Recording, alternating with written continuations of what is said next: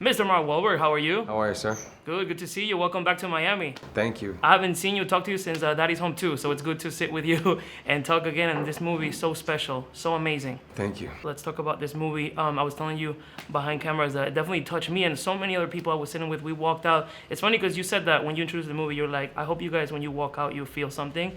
And you know, when you said it, obviously I heard it, but then when I literally left the theater, I really felt it. Yeah. What can you tell us about this? Well, I'll let you in on a little secret. I've shown the movie to a lot of people, and every time, it touches everybody the same way. I mean, about their own experience in their own lives, right? Because we're all going through it. I mean, COVID, yes, is kind of, putting it under a microscope where, people are really dealing with lots of unknown, and there's so much uncertainty in the world and in life. But we're all always dealing with problems and issues. The older you get, the more problems you're having. The more you know other people that are going through problems, the more you ask these questions of why do certain things happen. But to kind of put it in perspective and to see how Stu is able to deal with this and embrace this and actually use it to help other people, it's so encouraging. I mean, we tested the movie, and I hadn't been in a movie theater for 2 years, and we tested it with an audience, a recruited audience, people from all walks of life. And every single person came and said, wow, I can relate so much to Stu. And it's just because we all go through these things, So it really does make other people think about, oh my gosh, I have to do something more, I have to do something better, or, And the great thing is, it's encouraging, it's super positive, This is all about love and hope and inclusion and really embracing people. One thing that I love is the fact that I caught myself crying and then I will laugh because the comedy is definitely included. Yeah. Was that his personality? Yes, Stu was very funny, but also very unapologetic. He would always tell you the truth, whether you wanted to hear it or not. But yeah, there was so much humor. I remember hearing stories of him and his dad going together to visit to see the fighter. And his dad came back into his life later on when he was diagnosed and was able to take care of him in a way that he wasn't able to really take care of him when he was young.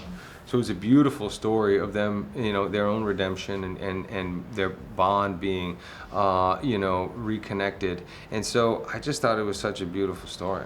There's a particular scene in particular that I connected, and I know a lot of people will, and your performance was amazing too, which is when he's on his knees crying at church, basically asking God why is this happening to him. And I think we all go through that. I mean, I've cried myself to sleep so many nights doing the same thing.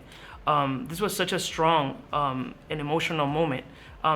That kind of stuff, like as an actor and stuff, how do you separate that from yourself, from not like getting that in a way affect your mood or how you feel? Because you were really like sobbing and like, it was so strong. I felt it. I feel like we all felt what you were feeling in that moment. No, I really went there. I just went with all the things that I was going through and all the problems that I was having and the challenges that I was dealing with and the pain that I was feeling from losing my mom. And all those things were all just bottled up inside of me. And I only said I'm going to do one take. And all the other things after the why, and the big yell of why are all improvised. And then I also wanted to make sure that I wanted to let the audience off the hook too and laugh with him slipping when he's saying certain things that he's not supposed to say, but ultimately leaving that moment with an even more defined commitment to going and serving God. It just reinforced what he's doing, why he's going through this, and what he is going to do despite the circumstances that he's in.